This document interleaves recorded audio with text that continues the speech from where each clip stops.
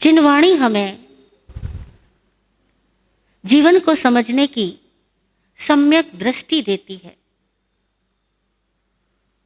जीवन का अनुभव भी अगर एक व्यक्ति खुली आंखों से ले तो निसर्गतः वह सम्यक दृष्टि हो सकता है, अधिगम से वो सम्यक दृष्टि हो सकता है। और जब तक दृष्टि सम्यक नहीं होती तब तक ऐसा कहे कि हमें जिंदगी मिली और जीना नहीं आया तो कोई अतिशयोक्ति नहीं। अगर दृष्टि सम्यक नहीं है तो वाकई में हमें जिंदगी मिली किंतु जीना नहीं आया। दृष्टि सम्यक नहीं है, उसके कुछ लक्षण हैं। एक लक्षण, सबसे प्रमुख लक्षण यह है कि जिसकी दृष्टि सम्यक नहीं है वह किसी न किसी का गुलाम होगा, अपना मालिक नहीं हो सकता। है या नहीं? जब तक दृष्टि सम्यक नहीं है तब तक हम किसी न किसी के गुलाम रहेंगे, डिपेंडेंट रहेंगे, अपने मालिक नहीं हो सकते। क्यों? क्योंकि तब हमारा सुख भी किसी पर निर्भर है और दुख भी किसी पर निर्भर है। हमारा सम्मान भी किसी अन्य के हाथ में है और अपमान भी किसी अन्य के हाथ में है। हमारी खुशियां भी किसी अन्य के हाथ में, हमारा गम भी किसी अन्य के हाथ में है। और जब तक किसी अन्य के हाथ में हमारा सुख, दुख, खुशी, गम, सम्मान, अपमान, हानि, लाभ है, तब तक मानना कि हम गुलाम हैं। यही तो गुलामी होती है, और क्या। ऐसा थोड़ी है कि कोई हाथों में हथकड़ी, पैरों में बेड़ी डाले तो ही गुलाम होता है आदमी। कोई हम पर बोली लगाए, हमें खरीद के ले जाए, हमें नौकर बनाए तो ही गुलाम होता है आदमी। वो तो बाहरी गुलामी तो है, लेकिन हम तो सब लोग मानसिक रूप से गुलाम हैं। हमारे हाथ पैर में हथकड़ी बेड़ी नहीं है, लेकिन दिमागों में तो बहुत तरह की बेड़ियां हैं, बहुत तरह के ब्लॉकेज है, मेंटल ब्लॉकेज है। मैं यहाँ नहीं रह सकता, उससे मेरी नहीं बन सकती, उसके साथ नहीं खा सकता, उसकी बातें मुझसे बर्दाश्त नहीं होती, फला आदमी के साथ रहना कितना कठिन है। ये सारी बातें क्या है? ये असहनशीलता। क्यों? क्योंकि हम सब अपने कंफर्ट जोन में रहने के लिए आदी बन चुके हैं। अपने कंफर्ट्स के सिवाय हम किसी के साथ नहीं रह सकते, कॉम्प्रोमाइज नहीं कर सकते, और करना भी पड़े तो मन ही मन तो गालियां देते हैं, ऊपर से कॉम्प्रोमाइज करते हैं। तो जब तक आदमी कंफर्ट जोन में आसक्त है तब तक वो गुलाम ही है, अपना मालिक नहीं हुआ। कंफर्ट सबकी अलग अलग हो सकती है, सबके सुख के पॉइंट्स, सुख के विषय बिंदु अलग अलग हो सकते हैं, लेकिन हर आदमी जहां भी रहे अपनी सुख और सुविधाओं का गुलाम तो बना ही रहता है या नहीं? क्या सम्यक दृष्टि ऐसा नहीं होगा? नहीं, सम्यक दृष्टि ऐसा नहीं होगा। सम्यक दृष्टि में सुविधाएं भले रहे लेकिन सुविधाओं की गुलामी नहीं रहती। जिंदगी में सुविधा हो या ना हो, उसके भीतर किसी प्रकार की सुविधा की गुलामी नहीं रहती। सम्मान हो या ना हो, उसके अंदर सम्मान की आकांक्षा नहीं रहती। उसकी जिंदगी में बहुत कुछ प्रॉफिट मिले या ना मिले, लेकिन लॉस का भय नहीं रहता। लॉस का भय नहीं रहता तो सम्यक दृष्टि है। अभी हम सब लोगों के भीतर क्या रहता है? लॉस का भय रहता है, प्रॉफिट की कामना रहती है। अपमान का भय रहता है, सम्मान की तमन्ना बनी रहती है। वियोग का डर सताता रहता है और संयोग की कल्पनाओं में आदमी खोया रहता है कि बस मेरा मिलन होगा, मेरे को अच्छी अवस्थाएं मिलेगी, अच्छी व्यवस्थाएं मिलेगी, अच्छे लोग मिलेंगे, जिसे मैं चाहता हूं वो मुझे मिलेंगे। इन कल्पनाओं में आदमी है, तब तक वो सम्यक दृष्टा नहीं है। सम्यक दृष्टा व्यक्ति का एक प्रमुख लक्षण हमने बताया कि उसमें किसी प्रकार की दीनता, किसी प्रकार की हीनता, किसी प्रकार की गुलामी नहीं होती। अब वो गुलामी सबसे पहले हम पहचाने कि हमारी गुलामी किस कारणों से होती है। हमारी गुलामी सुविधाओं की लालसा की वजह से होती है। जो व्यक्ति जितना सुविधा का लोलुपी है, वो व्यक्ति उतना ही मानसिक रूप से गुलाम होगा। उसकी मानसिक शक्तियां प्रकट नहीं हो पाएगी। कदाचित प्रकट होगी भी तो उसकी सारी मानसिक शक्तियां उन जगहों पर खर्च होगी जहां उसकी सुविधाएं मिलती हो। एक लक्षण, पहली बात, इस गुलामी को पहचानना भी कठिन है, क्योंकि हर आदमी अमीर होना चाहता है, गरीब नहीं होना चाहता। गरीब आदमी गरीबी का गुलाम और अमीर आदमी है या नहीं? अमीर आदमी अमीरी का गुलाम। जो अमीर हो या गरीब हो और गुलाम ना हो, उसको कहना कि उसको जीना आया। वो कह सकता है कि कभी हाथी घोड़े मिले तो क्या, कभी पैदल चलना पड़े तो क्या, कभी धूप मिले तो क्या, कभी छाया मिले तो क्या। जो दोनों हाल में रह सके समभाव में, उसका नाम है सम्यक दृष्टि। अब अमीरी नहीं चाहना, ऐसा जैन धर्म नहीं कहता। धन आए तो ग्रहण मत करना, ऐसा जैन धर्म नहीं कहता। सुविधा मिले तो उसके विपरीत जाना, जानबूझ करके सुविधाओं को छोड़ देना, लात मार देना, सुविधाओं में कमियां देखना, दोष देखना, ऐसा भी जैन धर्म नहीं कहता। हालांकि कई लोग अपने आप को धार्मिक मानते हुए ऐसा सोचते हैं कि जो ज्यादा से ज्यादा खुद को कष्ट देगा वो धार्मिक होगा। क्या ऐसा है क्या?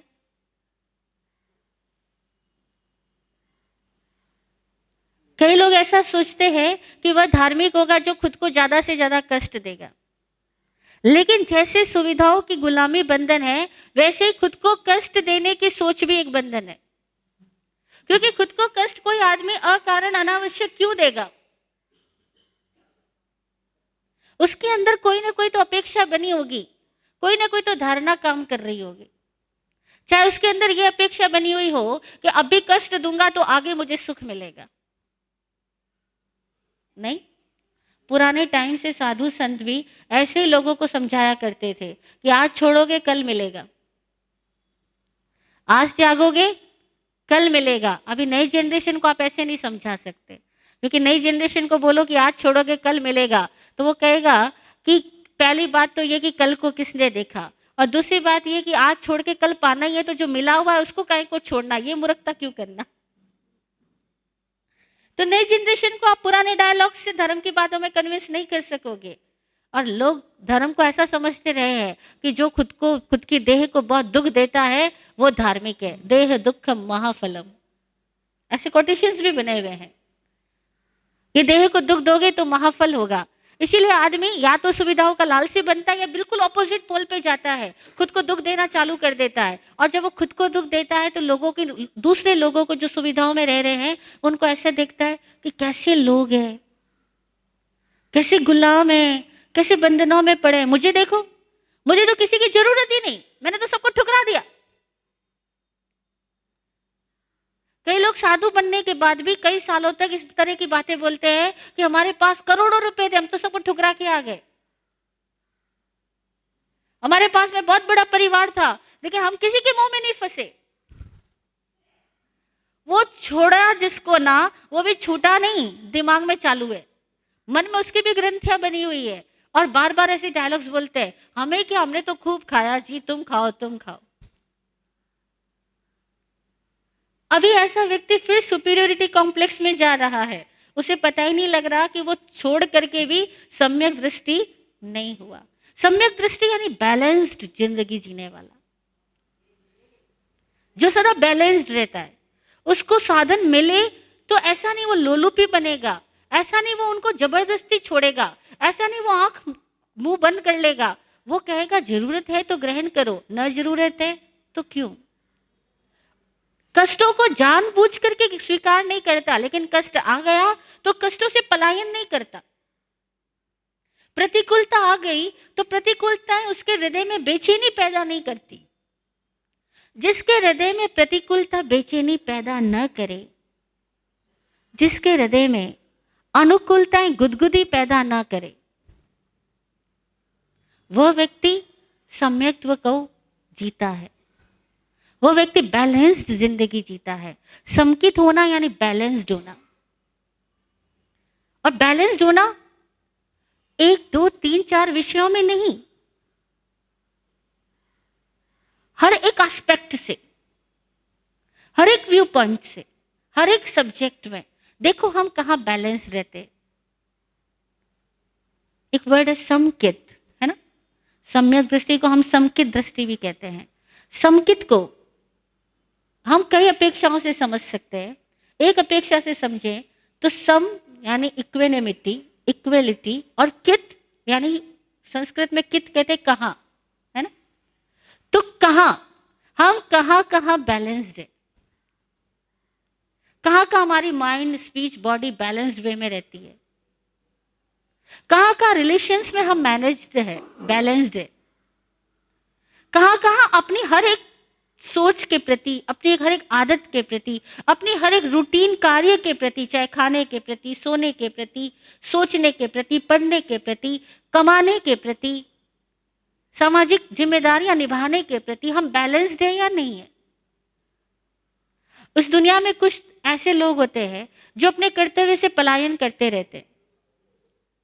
कर्तव्य सामने आता है, कर्तव्य की पुकार रहती है, लेकिन जानबूझ करके उसको अनसुना करते रहते हैं, इग्नोर करते रहते हैं और अपनी सुविधाओं में खोए रहते हैं।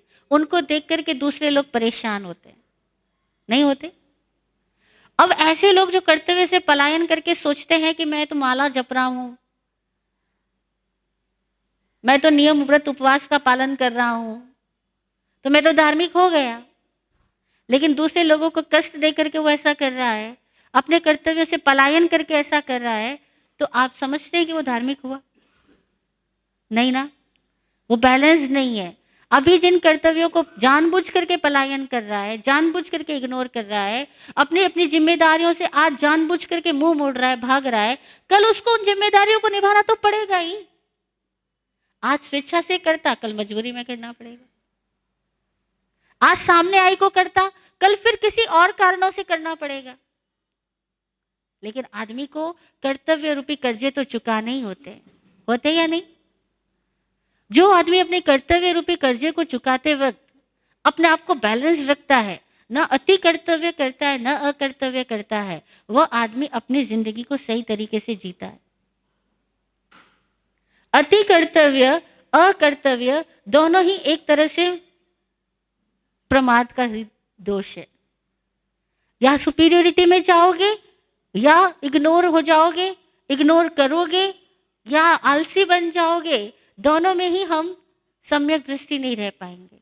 इसलिए अति कर्तव्य से भी बचना, अकर्तव्य से भी बचना, अपने कर्तव्य को हर पल सजग होकर के सुनना, समझना और निभाना, ये जिसको आता है वह व्यक्ति ना दूसरों को कष्ट पहुंचाता है, ना खुद को कष्ट पहुंचाता है। तो देखना, सम्यक दृष्टि के कुछ लक्षणों की हम बात कर रहे हैं कि एक तो वो मानसिक रूप से गुलाम नहीं होगा, सुविधाओं का लालची नहीं होगा, सुविधाओं में आसक्त नहीं बनेगा, क्योंकि उसको पता है कि सुविधाओं में आसक्त बना यानी मैं कठपुतली बना, अब मेरे जीवन की डोर किसी और के हाथ। दूसरा, अगर सुविधा मिली तो वो जानबूझ करके उस सुविधाओं में कष्टों को निमंत्रित नहीं करेगा, वो कष्टों में भी आसक्त नहीं होगा, कष्टों की भी पकड़ नहीं बनाएगा, प्रतिकूलता में रह करके अपने अहंकार को पुष्ट करने की कोशिश भी नहीं करेगा। क्योंकि वरना कई लोग शीर्षासन कर लेते हैं, उल्टे हो जाते हैं। अब एक आदमी को खाना पसंद है तो दूसरा आदमी खाना देखते आंख बंद करता है, बोले मेरे सामने ये आलू की सब्जी तुम्हारी थाली में, और बाप रे, मुझसे तो देखा भी नहीं जाएगा, मुझे पाप लगेगा। अभी वो किसी को आलू खाता देख करके उनको लगता है मुझे पाप लगेगा। अभी ऐसा व्यक्ति है, वो भी बैलेंस नहीं है या नहीं। एक बार एक बहन हमारे साथ विहार में चल रही थी, तो किसी के घर में लहसुन बन रहा होगा, तो लहसुन की तो स्मेल आती है, और वो स्मेल आई तो कहती है हो कितनी बदबू आ रही है, कैसे लोग इसको खा लेते हैं। हमने कहा बहन आपने कंद छोड़ रखा है? बोला हाँ महाराज साहब। मैंने कहा अच्छा कभी खाया ही नहीं था या कभी खाया था?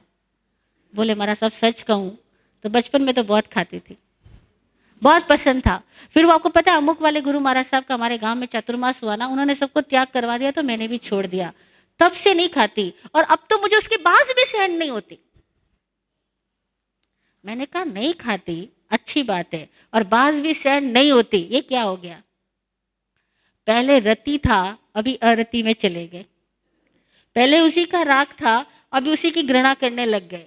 कोई खा रहा है खाने दो, तुमको ऐसा क्यों लग रहा है कि मुझे बदबू आ रही है, मुझसे सहन नहीं होता, और दूसरे के लिए थूकते हो। कई लोग थूकते हैं, उनको बदबू आती है ना, तो वो उनका जी में चलता है तो वो थूकते हैं। वो कहते हैं कैसे लोग खाते हैं। अभी आपको नहीं खाना अच्छी बात है, लेकिन आपको उसके प्रति घृणा करना, ये क्या हो गया? ये दूसरी तरह की गुलामी हो गई। शीर्षासन कर रहा है आदमी, उल्टा लटक गया। पहले खाने को दौड़ता था, अभी कोई और खाए तो उसको गालियां देने को दौड़ता है। दोनों में सम्यक दृष्टि नहीं हो रही, बैलेंस नहीं हुए। रति और अरति दोनों ही बंधन है ना। प्रियता और अप्रियता, प्रियता का लगाव, अप्रियता का दुराव, दोनों में ही आदमी कहीं ना कोई बंधन में पड़ता है। ठीक इसी तरह से अति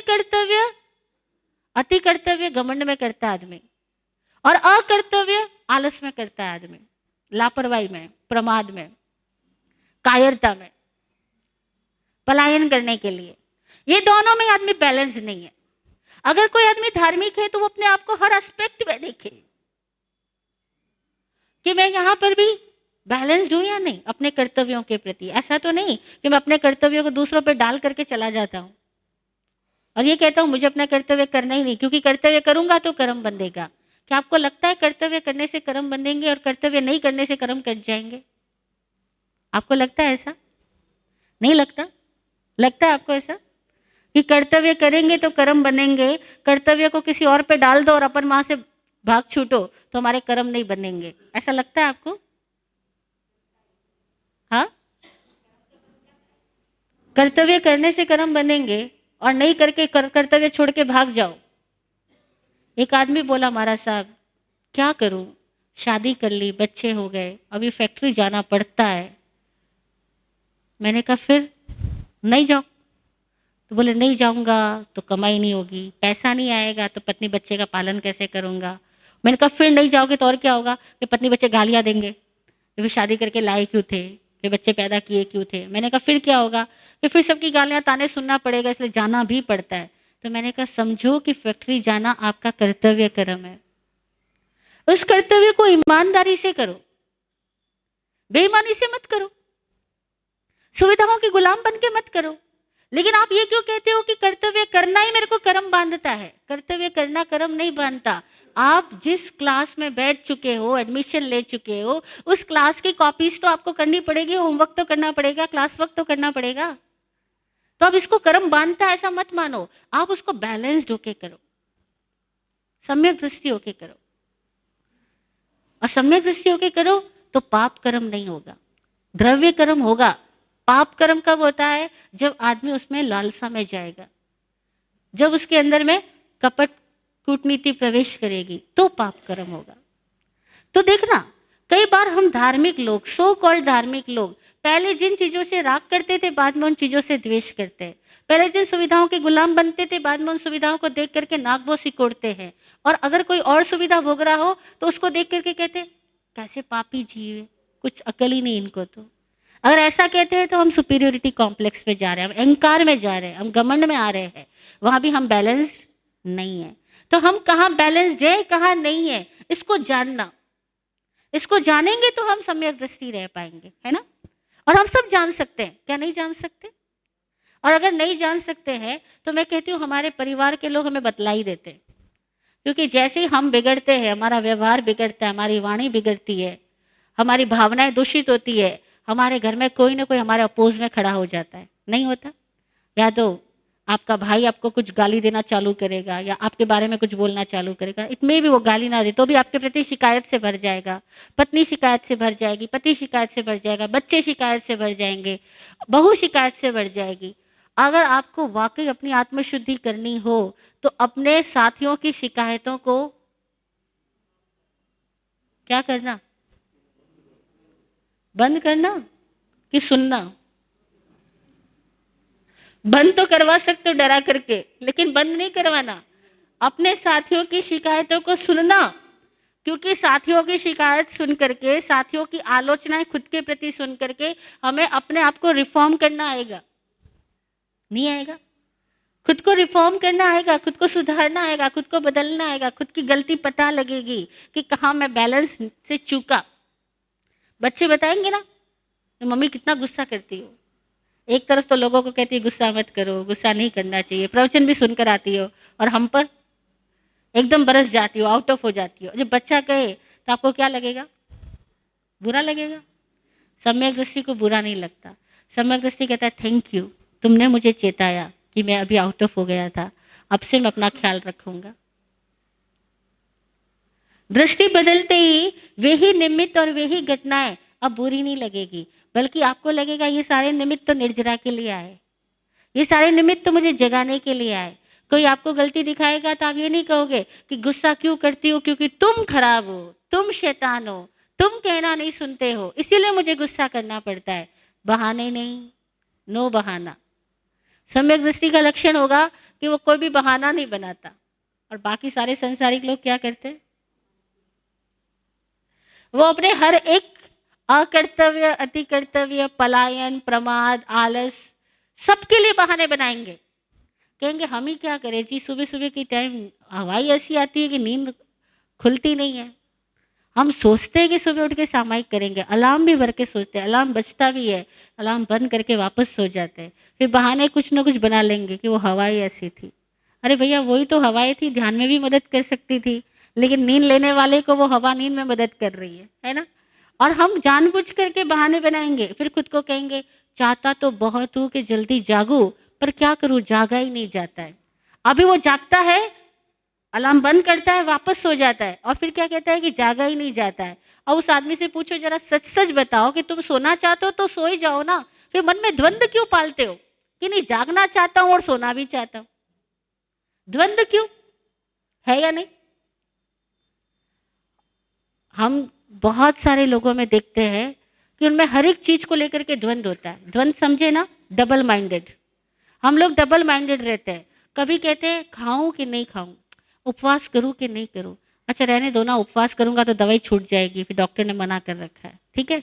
फिर आपके पड़ोसी उपवास करेगी ना तो बोलोगे तू बहुत अच्छी उपवास करती है, मैं तो बहुत करना चाहती हूँ पर मैं कर ही नहीं सकती हूँ। अथवा कहेंगे क्या करूँ, पापी जीव हूँ, खाना पड़ रहा है, नहीं खाना चाहते हुए भी खाना पड़ रहा है, अपने आप को कोसते जाएंगे और खाते जाएंगे। तो फिर डबल माइंडेड क्यों? खाना है तो खाओ, नहीं खा रहे तो मत खाओ। लेकिन जब खाना नहीं तो ये कहना कि मैं तो खाना चाहती नहीं हूं पर क्या करूं। मतलब हम सब लोग बहाने बनाते हैं, द्वंद्व में रहते हैं। और जितना द्वंद्व में रहते हैं उतना ही चित्त की शांति को छोड़ देते हैं, उतना ही स्पष्ट नहीं होते, सरल नहीं होते। स्पष्टता लाओ ना। आपको डॉक्टर ने मना किया, आपको दवाई लेनी है, आपका शरीर साथ नहीं दे रहा, आपको भोजन करने की आवश्यकता है, आप कर लो, लेकिन भोजन करने से गिल्ट पैदा क्यों करते हो? भोजन करने से जो आदमी गिल्ट पैदा कर रहा है, यही आदमी जिस दिन भोजन छोड़ेगा, त्याग करेगा, उपवास करेगा, पचकान करेगा, तपस्या करेगा, तो वो कहीं ना कहीं देख रहा ईगो में भी जाएगा। वो कहेगा देखा तुम लोग क्यों नहीं करते, कर लिया करो, जब मैं कर सकती हूँ तो तुम क्यों नहीं कर सकते। और वो ईगो से भरेगा। गिल्ट वाला आदमी ईगो में जाएगा, ईगो वाला आदमी गिल्ट में जाएगा। सम्यक दृष्टि क्या हुआ? Balanced. No guilt, no ego, no inferiority complex, no superiority complex. जैसा है अंदर वैसा है बाहर। इतनी स्पष्टता चाहिए हमारे में। और हम सब हो सकते हैं स्पष्ट, लेकिन हम लोगों को अपने अंदर एक आइडियल्स इकट्ठे करने की आदत पड़ गई। आदर्श वाक्य बोलते जाते हैं और प्रैक्टिकल वैसे होते ही नहीं है, तो हमारे अंदर एक गिल्ट पैदा हो जाती है। हम खुद के लिए आदर्श वाक्य बोलते हैं, प्रैक्टिकली हम वैसा करते नहीं हैं, और फिर हमारे अंदर खुद में ही गिल्ट पैदा होती है कि क्या करें, उठना तो जल्दी चाहिए पर उठा नहीं जाता है। क्या करें, गुस्सा तो नहीं करना चाहिए पर जब आता है तब रहा नहीं जाता है। जानते हैं खाना तो नहीं खाना चाहिए पर क्या करें, खाना पड़ता है। हाँ, अब ये हमारी जो डुअलिटी है, जो हमारे अंदर द्वंद्व है, वो हमारे बच्चों को बहुत परेशान करता है। वो कहता है दादी खाना है तो खा लो, नहीं खाना है तो मत खाओ। ये बार बार रो रो करके क्यों खाती हो? हाँ, खाने को क्यों धिक्कारती हो, खुद को क्यों धिक्कारती हो? ना खाने में पाप है, ना नहीं खाने में धर्म है, समकित में धर्म है। खाने के प्रति अनासक्त होकर के आवश्यक भोजन ग्रहण करना, उसमें धर्म है। जागृति पूर्वक भोजन करना, वो धर्म है। लेकिन हम सारे लोग सोचते हैं कि नहीं खाएंगे तो धर्म होगा, या खाएंगे तो धर्म होगा। दोनों में ही नहीं, धर्म तो भीतर की अवस्था में है। खाना आवश्यक है तो ग्रहण करें, न आवश्यक है तो मत ग्रहण करें, लेकिन गिल्ट पैदा ना करें, डबल माइंडेड ना बने, द्वंद्व में ना जाए। एक बार हमारे गुरुजी, विराट गुरुजी से किसी ने जिज्ञासा की कि गुरुजी, हमने सुना बहुत है कि विवेक धर्म का सार है, विवेक धर्म का सार है, पर ये विवेक की परिभाषा क्या है? आप लोग बताएंगे विवेक की परिभाषा क्या है? सबने सुना ना कि विवेक धर्म का सार है, विवेक ये धम्म माही है, विवेक ही धर्म कहलाता है। विवेक की परिभाषा क्या? भीतर की नम्रता, विनय तो अलग वर्ड है ही। विवेक की परिभाषा है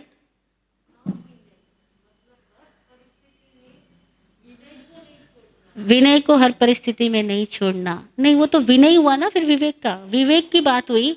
विवेक का मतलब है निर्द्वंद अवस्था,